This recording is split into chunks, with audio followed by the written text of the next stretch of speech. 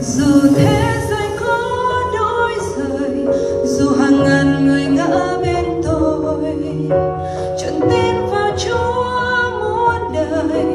Ngài là đồn lối của tôi, trong gian chân tôi nguyện cầu Chúa.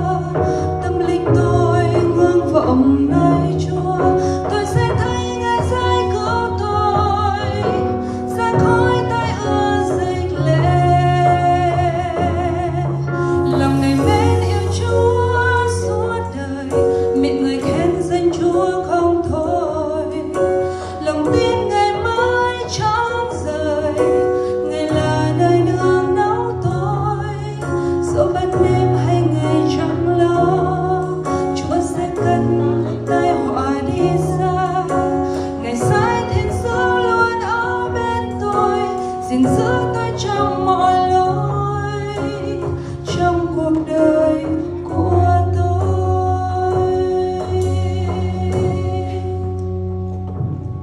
Người nào ở trong nơi kiên đáo của Cha Thiên Thượng sẽ hằng được ở dưới bóng của đấng toàn năng.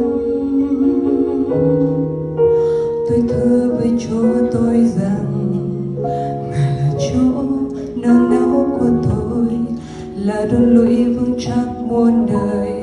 Tôi tin cậy Ngài, Ngài sẽ mở bóng cánh che chở cho tôi nép vào. Sự thanh tín của Chúa là cái khiên và mộc của tôi. Tôi sẽ chẳng kinh khiếp ban đêm, hoặc tên bay trong ban ngày. Dịch lên lấy ra trong tối tăm, hoặc sự huy phá trong